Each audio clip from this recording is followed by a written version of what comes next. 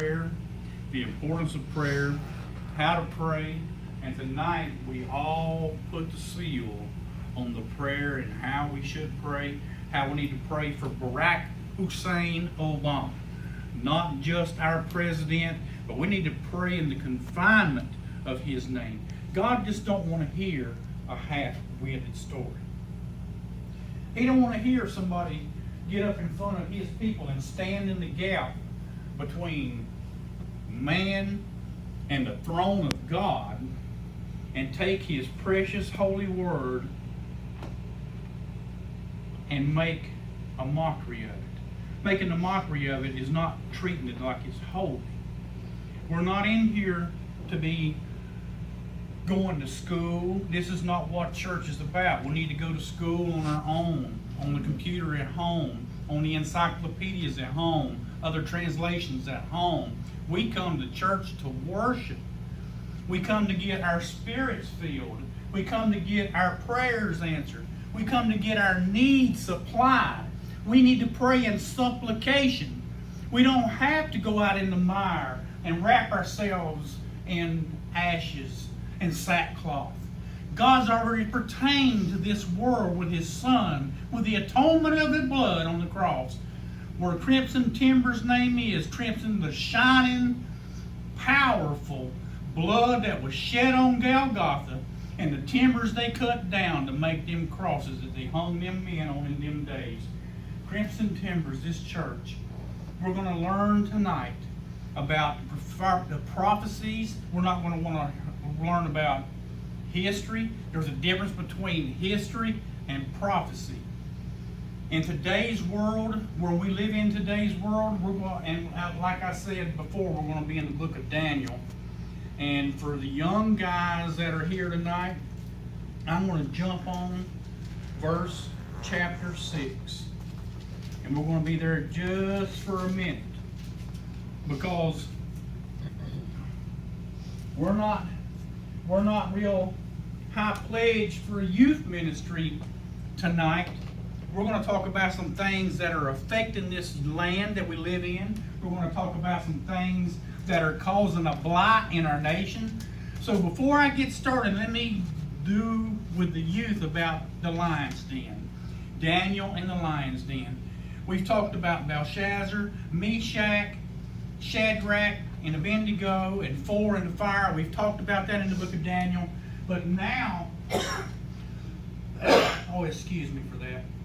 But now, as we go through the book of Daniel, there's more to this than just a blue book you find laying in a doctor's office with child stories in it. In chapter 6, it pleased Darius to set over the kingdom as 120 princes. And I'm going to move real fast. Chapter 6, verse 8. Now, O king, establish the decree and sign in writing that it not change according to the law. Medes and Persians, which altereth not, whether King Darius signed the writing in the decree. Now when Daniel knew that the writing was signed, he went into his house, and his windows being open in his chamber towards Jerusalem, he kneeled upon his knees 3 times. They had already passed a decree that you do not pray to anything but the statue. And he's praying on his knees to his Almighty God. So to make the story short and quick, there's a lot of people in the day that's real jealous of Daniel, and they saw him praying on his knees, and they reported him. And by reporting him, they brought him to the king and asked him bluntly, were you praying on your knees in front of the window? He said, yes, I was. Then we'll have no choice but to put you in the lion den. They put him in the lion den and they sealed it off. And the king was so hurt that they had put the man who had told his dreams to death. He was so hurt that even the king was praying in his own ways to let no harm come to Daniel. You hear what that means? That means that he has broke his own law to pray for this man in the lion's den. Days later they removed the seal, and there stands Daniel in the lion's den. Not a hair on his hand been twitched. And they pull him out and they go find the people that reported him, and To the lion's den they cast not only the men that reported him, but the women and the children. You hear me, church? They put all of them to the lion's den. And before they even hit the ground, the lions leaped in the air and pulled them from the clutches and devoured them and chewed and gnawed and grinded up their bones before they even hit the ground. This is prophecy about Daniel that we're going to learn tonight. And we don't have a lot of time. And I want to get into the meat of this chapter. And we're going to be going to chapter 8. Chapter 8, as we get into the vision tonight, I want to tell you some things that's happening in the world right now. If you know some people that doesn't go to church, they're not interested in going to church, they can search this sermon out on YouTube. Some people don't agree with that. I do. Some people don't want to come to church. They have a need to stay home. That's fine. If they can pray and ask for God's forgiveness at home, that's fine. If they can look at this video and find a way to get on their knees and say, God, I want to dedicate my life to you from this day forward, then that will be a glorious thing. And then when you come to church, we need to edify our spirit. We need to edify our bodies. And what I want to tell you about right now is why the world is like it was and why it is like it is now. You got men loving men, women lusting after women. You have people that don't know whether they're a sexual orientation, so they're both. They're transgender or bisexual. Well, I feel appeased just to go to a bathroom and hide myself. I'd rather go home and use it than shed my privacy in any place in public anymore. We can't go to Walmart and shop unless there's a human being in public that doesn't care no more about hiding their flesh, that will go out in their bedroom clothes or their bedroom shoes with their privates hanging out, and then they want to come to church in shorts. Yeah. If this is what God has been brought down to, then our country is in worse trouble than we can imagine. Until we humble ourselves and pray to God, we have no hope. Right. Until we show Him, prayer doesn't mean just looking at this and praying and looking up to heaven and saying, I want to change, God, and then go right back to sleep, get up the next morning and do the same things that you're doing. It's been prophesied by somebody that there's a comet headed for Earth as we speak. And it's supposed to crash into the Earth in the end of September. And it's supposed to cause havoc. It's supposed to be the end of our economy. It's supposed to be the end of government as we know it. It's supposed to hit in the end of September. It's not been talked about because they don't want to scare our children and people in school. They want all the economy to stop no worse than it is. There's another thing on the internet that everybody's feared of is these zombies. The people are talking about zombies and zombie killing. And even we got preachers on TV showing and selling food rations for the last days. And there's a lot of people that says that we're going to go through some sort of tribulation. As we go through Daniel tonight, we'll try to get through with chapter 7, but I'm going to prove to anybody that's listening today that the comet that everybody says is coming and is going to crash outside of Brazil somewhere or in the ocean and cause tidal waves to destroy everything inland to the Tennessee border. North Carolina, South Carolina, New Jersey, New York will be wiped off the map if this happens. There are scientists today and astrologists that have studied this thing, and now all the countries of the world, this is true things that are happening in church. China, Japan, Russia, Europe have all taken their rockets and all of their sophisticated weapons. NASA has sent up a temporary space station with laser guided power on it, and they're going to try to put everybody's capabilities to take this comet out of the sky before it hits. Is it going to be bad if it does? Yes, it would. It would be terrible.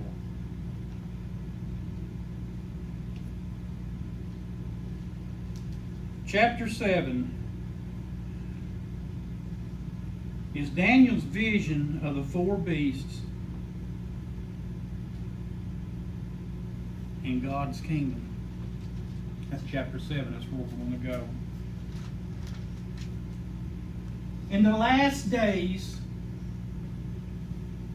the good will be called evil, and evil will be called good, and they shall rejoice in it. That's what's happening today. It's getting to a point to where ball games, you don't see a lot of praying going on. Basketball stopped it. You don't hear it you don't hear church bells in town no more. You don't see people praying in public no more. We had a National Day of Prayer just a month ago in Bessemer City, and I heard there was only a handful of people that came. There are certain laws that was given to us in this word. One law for the Jews, one law for the Gentiles, and the other laws for the church. What's happening in the world right now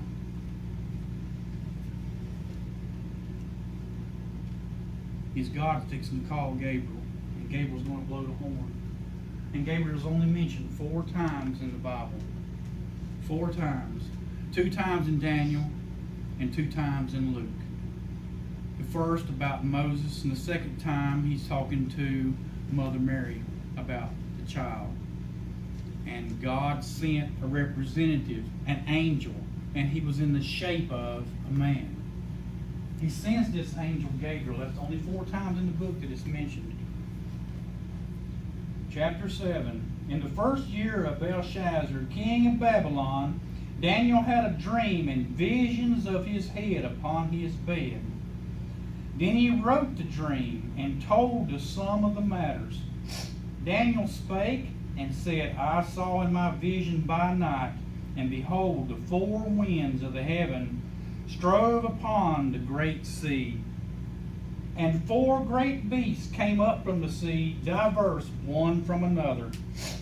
The first was like a lion, and had eagle's wings. I beheld till the wings thereof were plucked. And it was lifted up from the earth, and made stand upon the feet as a man.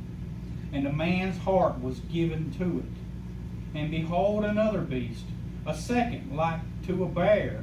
And it raised up itself on one side, and it had 3 ribs in its mouth of that bear, of it between the teeth of it. And they said thus unto it, Arise, devour much flesh. After this I beheld, and lo, another beast, this one like a leopard, which had upon the back of it 4 wings of a fowl. The beast had also 4 heads, and dominion was given to it. After this I saw in the night visions, and behold, a 4th beast, dreadful and terrible, and strong exceedingly, and it had great iron teeth. It devoured and brake into pieces, and stamped the residue with the feet of it. And it was diverse from all the beasts that were before it. And it had 10 horns. I considered the horns, and beheld, there came up among them another little horn, before whom were 3 of the first horns plucked up by the roots. And beheld, in this horn were eyes, like the eyes of man, and a mouth speaking great things. I beheld till the thrones were cast down, and the Ancient of Days did sit, whose garment was white as snow, and the hair of his head like the pure wool. His throne was like the fiery flame, and his wheels as burning fire. A fiery stream issued and came forth from before him. Thousands ministered unto him, and 10,000 times 10,000 stood before him.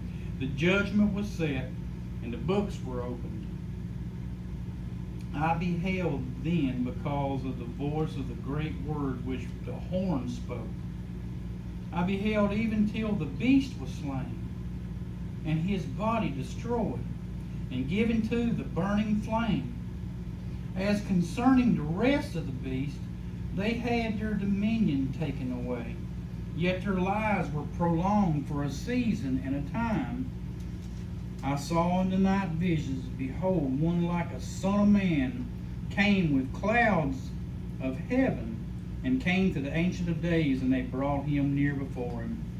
And there was given to him dominion and glory, and a kingdom that all people, nations, and languages should serve him. His dominion is everlasting dominion, which shall not pass away, and his kingdom that which shall not be destroyed. Daniel was grieved in my spirit, in the midst of my body, and the visions of my head troubled me. I came near unto one of them and stood by and asked him the truth of all this. So he told me and made me know the interpretation of these things. So Daniel doesn't have to have an interpreter for him. God is fixing to interpret what his dream was to him. These dreams that Daniel had has him so distraught that he grieves within anxiety within him to where he's sick for days. Daniel has these dreams. I've had nightmares before. You've had nightmares before. But can you imagine the last of the days in reality after we're gone out of here? What's going to happen? No movie has ever been created or produced that shows the willingness of that beast with the steel iron jaws and iron teeth. The bear, there's not a lot of interpretation of what the bear and the ribs mean in the mouth. My interpretation of the bear is Russia.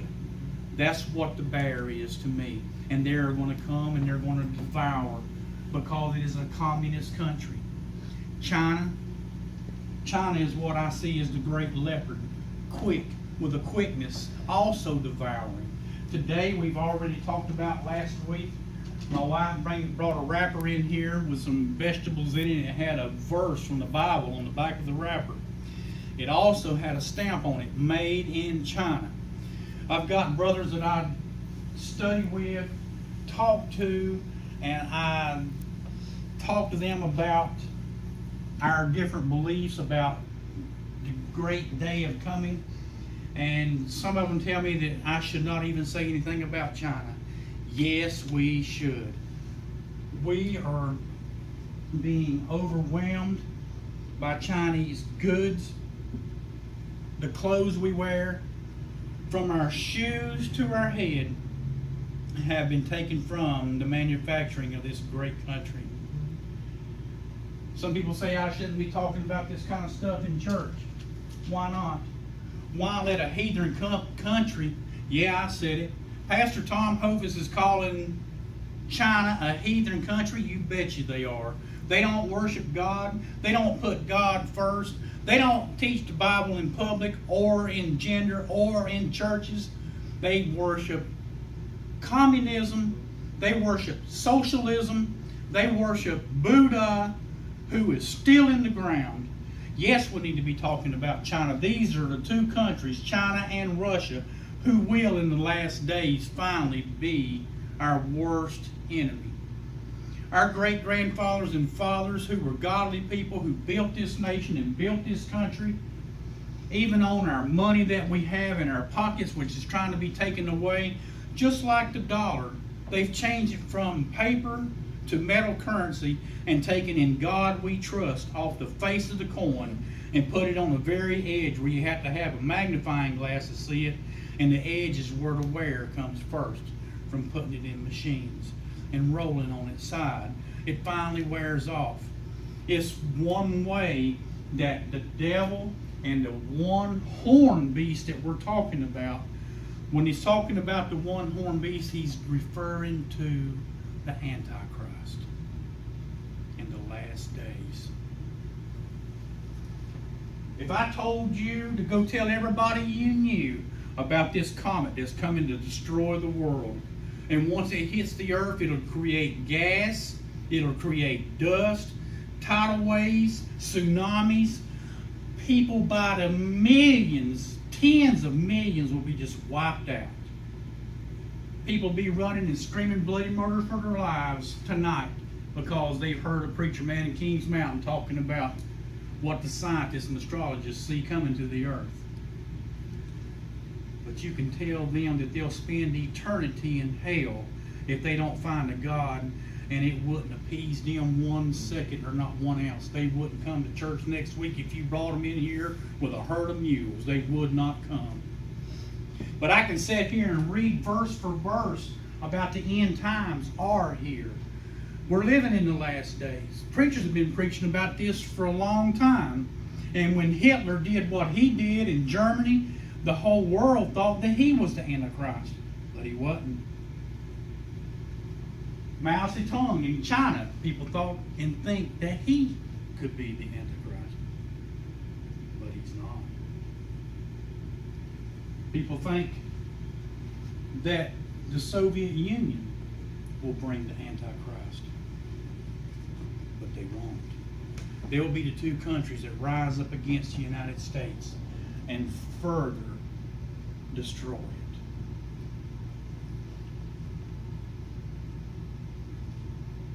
Chapter 8 talks about Daniel's vision of the ram and he goat. In the third year of the reign of King Belshazzar, a vision appeared unto me. This is Daniel speaking. Even unto me, Daniel, after which appeared unto me at the first, and I saw in a vision, and it came to pass when I saw that it was Shushan in the place. I want to stop right there because I need to back up and finish what God was fixing to do. In chapter 7, Daniel is so grieved about this dream that he had, and not even himself. We've learned that the first of Daniel is the most powerful in all the kingdom, and he is able to interpret dreams, but he can't interpret his own.